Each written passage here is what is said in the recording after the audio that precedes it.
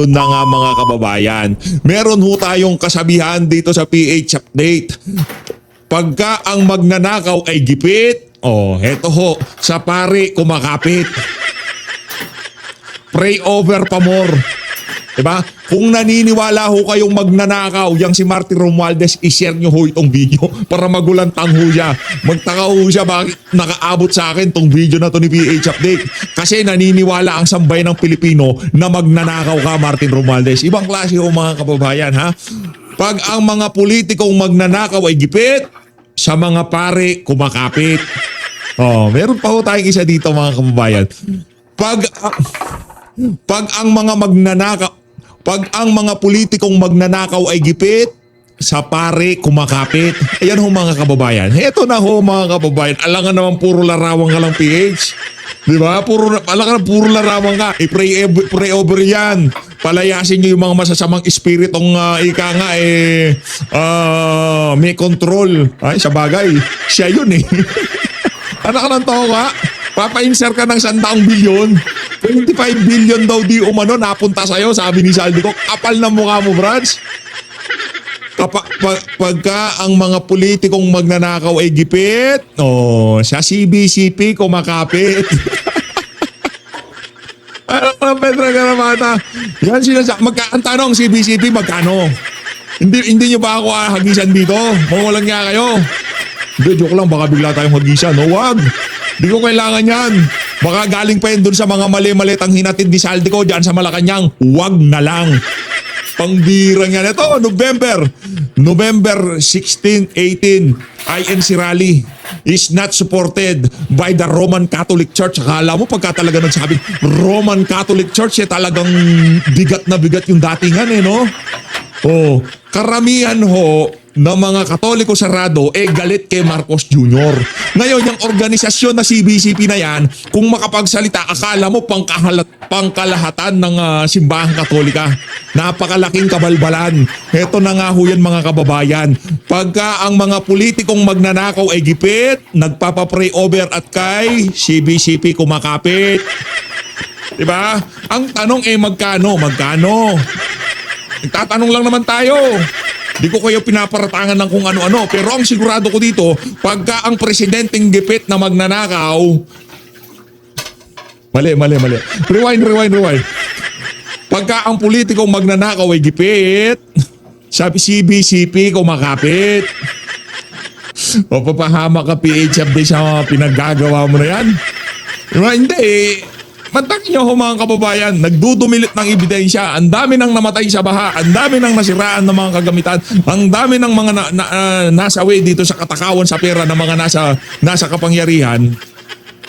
Ang panawagan lang naman ng INC para sa transparency at magkaroon ng kalutasan itong napakalaking problema natin sa korupsyon dito sa ating bansang sinilangan. Tapos ang sasabihin ng CBCP na para bang sila ang tagapagsalita ng mga Katoliko sa buong Pilipinas. Hindi daw suportado ng Roman Catholic Church. Ano kayo? Pambihira. Ganon.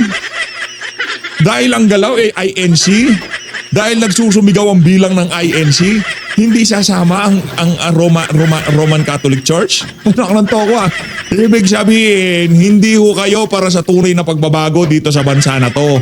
Para ho kayo sa mga politikong gipit na ngayon sa CBCP kumakapit. Eto na ho real talk lang tayo dito. Huwag na tayo mag-ungguyan dito, CBCP. Binasa ko yung statement nyo nung nakalipas na araw. Hindi ho natin nagustuhan. Pero sa susunod na video, subukan ho natin pasadahan. Anak ng Petrang Garapata. Kayo dyan sa CBCP Hindi pa ba kayo? Di ba? O-offeran kayo. Sige, labas kayo ng statement. Halimbawa, hindi to CBCP. Ibang organisasyon to. Hindi CBCP itong tinutukoy ko. Huwag kayong balag sibuyas, CBCP. Halimbawa, sabi ng administration, yung tipong sumusundot kayo sa social media, ganyan na kasi yan. Ganyan yan. Pagka gustong makakubra nung mga galing sa maleta ni Saldico, ang gagawin ho ng ibang mga religious group, ganito, susundatan nila, yung magpapalipad hangin sila. Ha, yang CBCP, ay, mali. Race, hindi CBCP.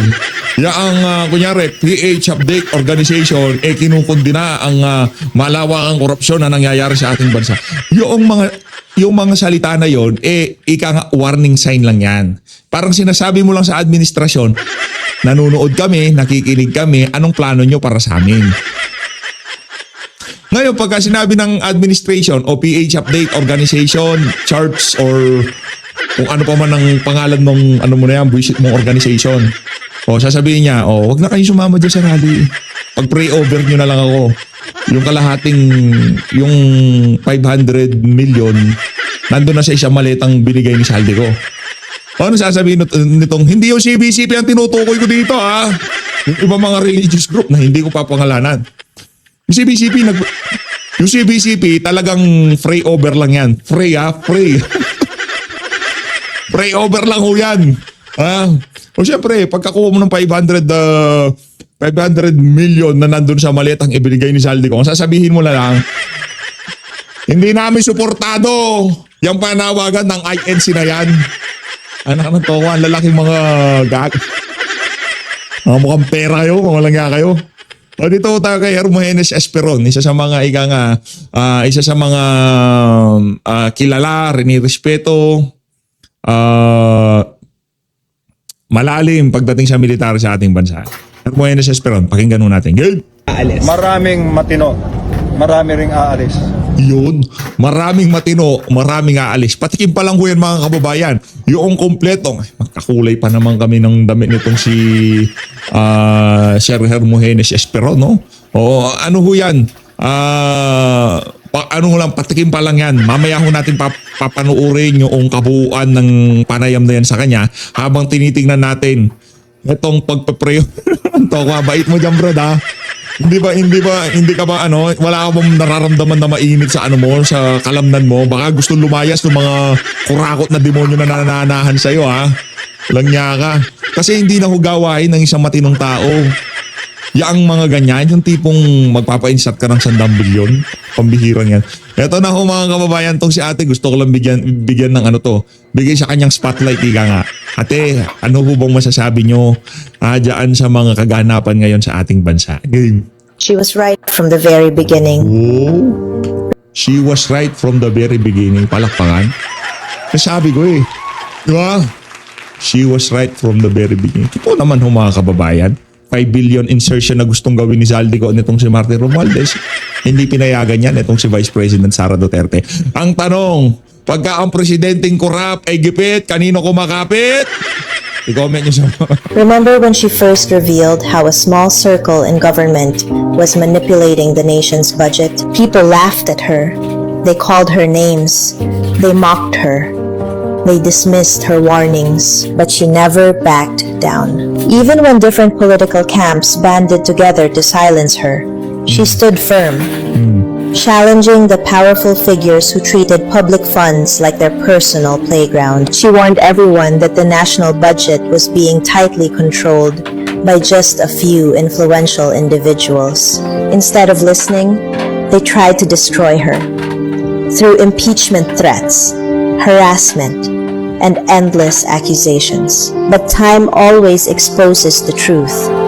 And now, those same people are finally admitting the very system she already fought to expose. She wasn't wrong.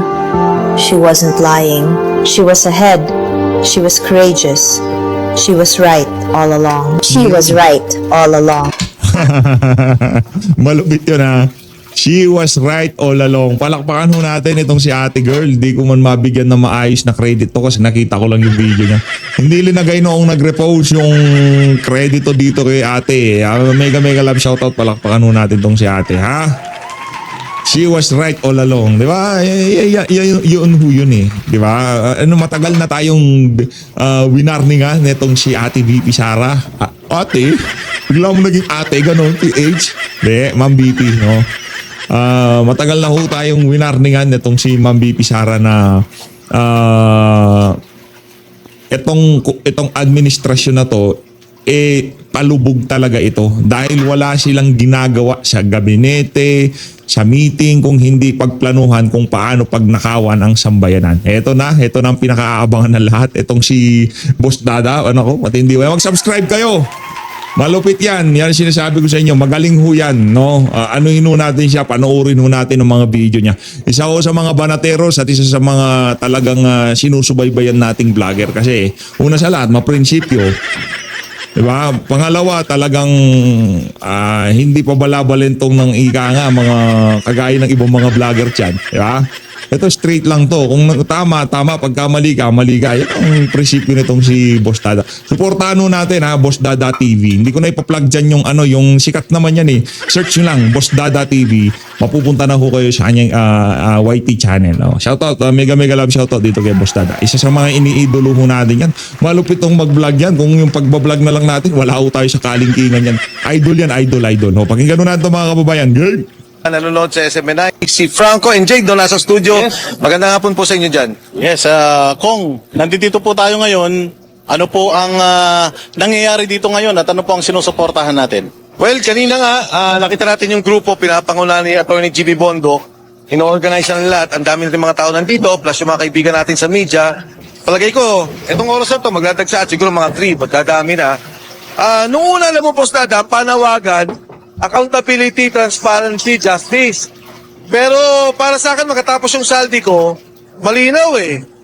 Talagang dapat panagot ang presidente. Kailangan ipaliwanag niya, siya ang accountable. Nung una nito, ang sinasabi ko madalas sa interview, na imbestigahan nila si Speaker Martin. Imbestigahan nila si Saldico.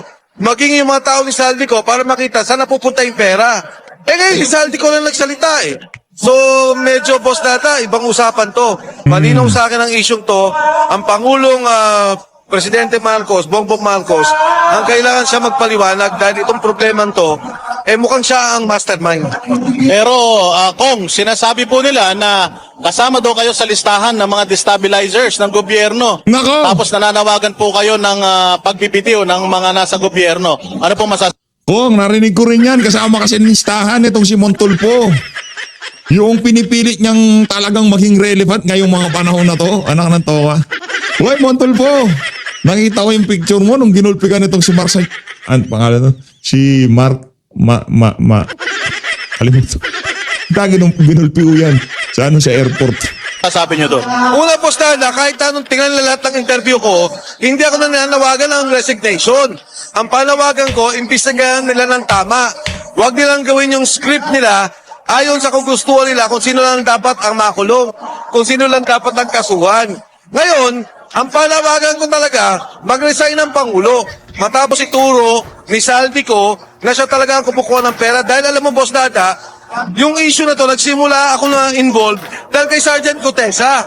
Si Sergeant Cotesa nung una, sinasabi niya, nagdi-deliver kami ng pera, maleta kay Speaker Martin. Ngayon, sinasabi ni Saldico, pati kay Presidente, siya nagpapadeliver. Anong ibig sabihin nito?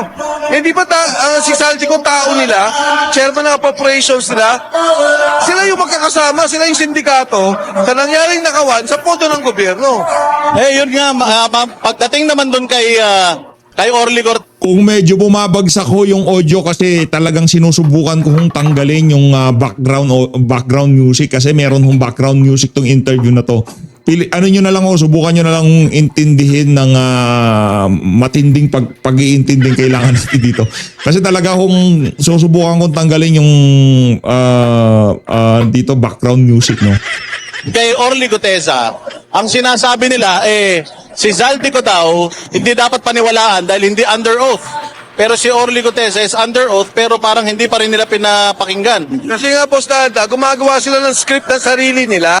Hindi nila talaga inaayos kung ano talaga yung dapat investigasyon at kung anong kailangan gawin na pagtuunan para makuha yung totoong problema at kung sino talaga ang mga involved dito sa nakawan. Si Gutesa, wala namang interes, hindi naman kasama sa kumuha ng pera, hindi contractor, hindi DPWH. Nung magsalita, tinitira nila.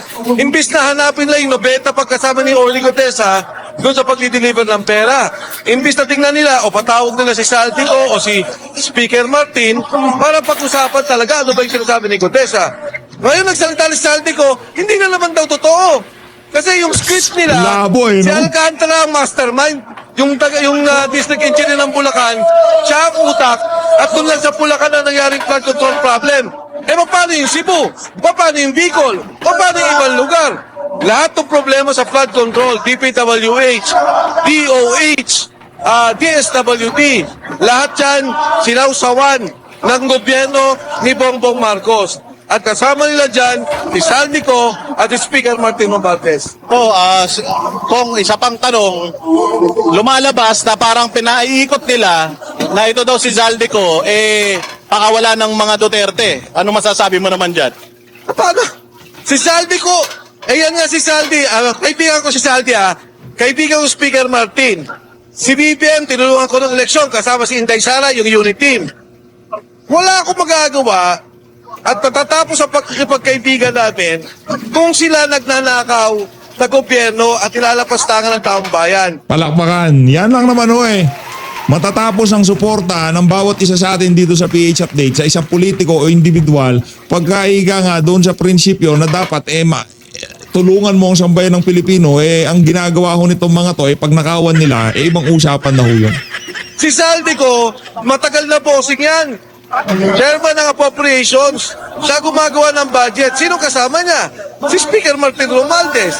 Nung una, yun lang din ang sinasabi ko. Ngayon, malinaw Nagdi-deliver ng pera, 25 billion kay Presidente Bongbong Marcos. Sabi lang, hindi totoo. Hintayin pa nila. Maraming pang sasabihin si Saldico. Alam mo kung ba't alam ko maraming pang sasabihin si Saldico? Dahil yan, nung magsalita si Gotesa, maraming ikinwento na hindi niya na sinama sa salaysay niya. Na alam ni Saldico, etong perang to at ano yung nakawalan nangyari. Sa tingin niyo po ba, aatin pa po si Orly Guteza sa Senate inquiry? Alam mo, Boss Dada, yan ang aking panawagin Nung nagsalita si Saldico nung unang confession, akala ko papakawalan si Gutesa. To be honest, Boss Dada, hindi na siya protected. Siya ay illegally detained. Siya ay kinahawakan ngayon ng mga sundalo, particular dyan sa Marines, kinakapitan siya. Hindi siya pinapalabas. So, nangyari po ngayon, ang katotohanan, pinabaliktad na nila si Sergeant Gotesa. Kaya ako nakikiusap, pakawalan nyo ng tao. Kawawa naman yung pamilya.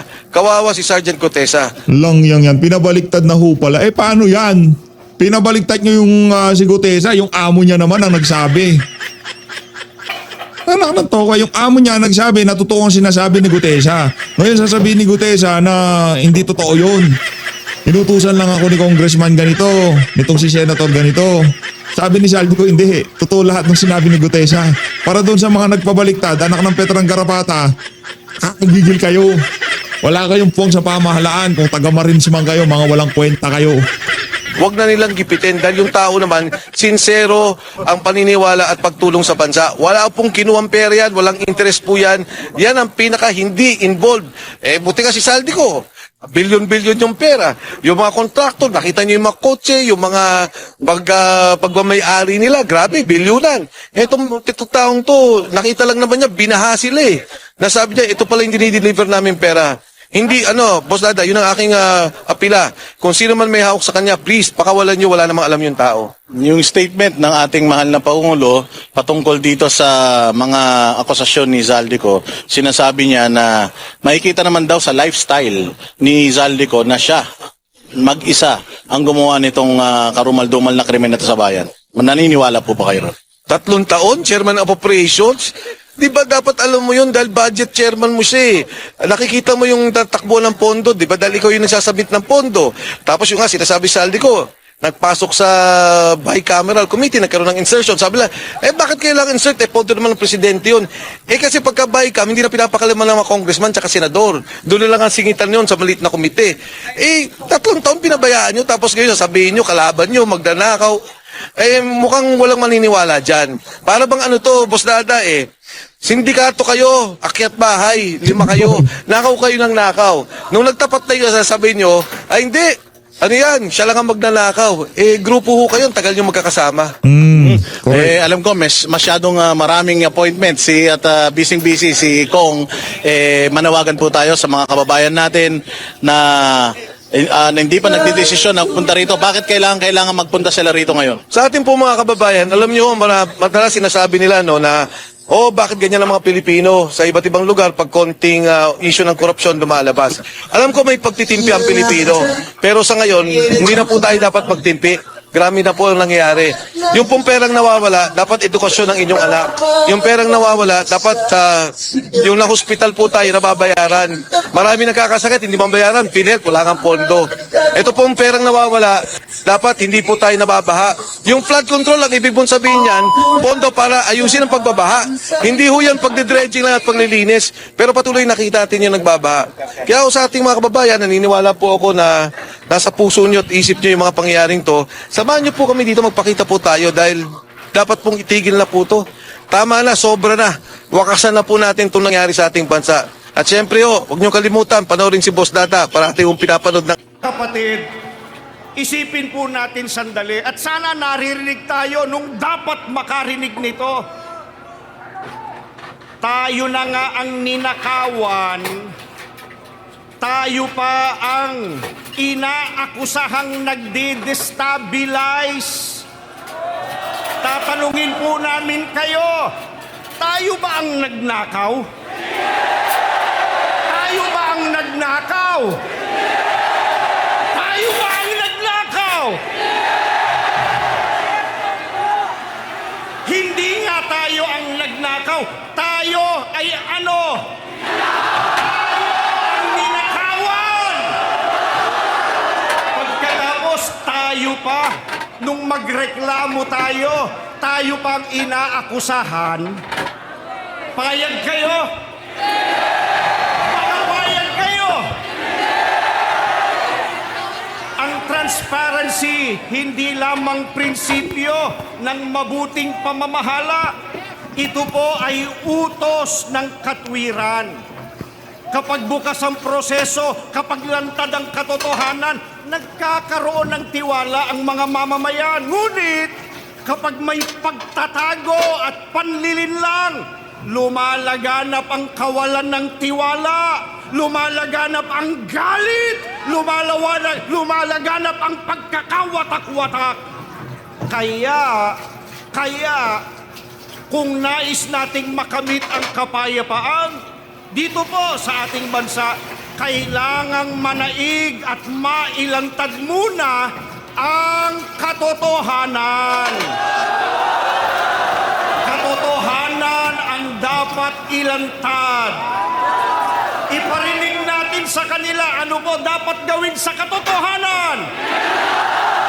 Iparinig! Mahina raw!